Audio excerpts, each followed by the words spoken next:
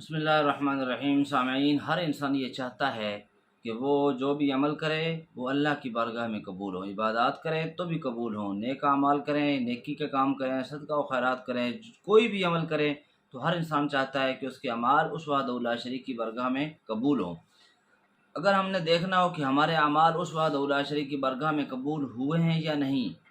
تو پھر ہمیں چاہیے کہ ہم اپنے رزق کی طرف دیکھیں۔ جو رزق ہم کھا رہے ہیں، جو ہم کما رہے ہیں، کیا وہ حلال اور جائز طریقوں سے ہے؟ اگر وہ حلال ہے، جائز طریقوں سے ہم کما رہے ہیں، تو سمجھ لو ہماری نیکیاں بھی اس وحدہ لا شریک کی بارگاہ میں قبول ہیں۔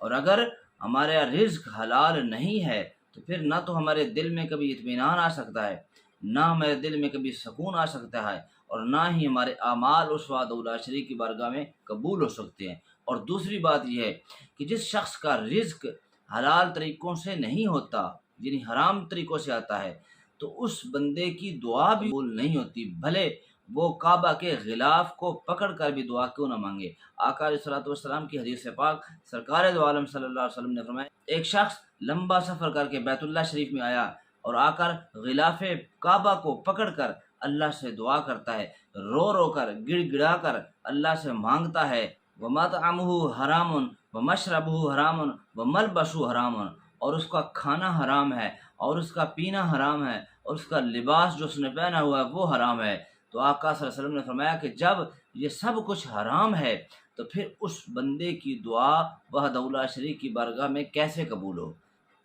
تو جب ہم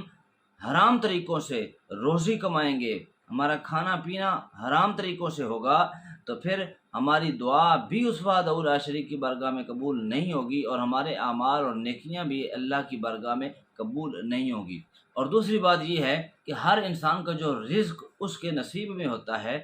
وہ لکھا گیا ہوتا ہے، اس کو جو ملنا ہے وہ اللہ کے ہاں مقرر ہے، اس کی تقدیر میں لکھا ہے۔ تو اب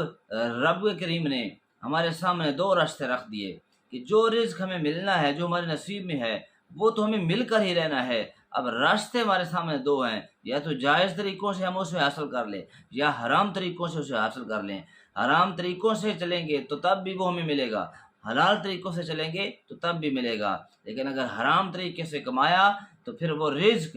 ہمارے لیے باعث خیر و برکت نہیں ہوگا، باعث سکون نہیں ہوگا، بلکہ وہ دنیا اور آخرت میں ہمارے لیے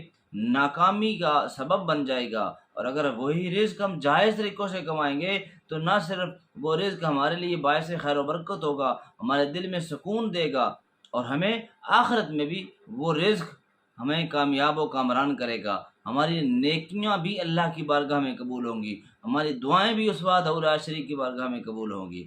تو اس لیے سامعین، ہمیں اپنی عبادات کے ساتھ ساتھ ان چیزوں کی طرف بھی خصوصی توجہ کرنی چاہیے۔ والسلام علیکم ورحمۃ اللہ۔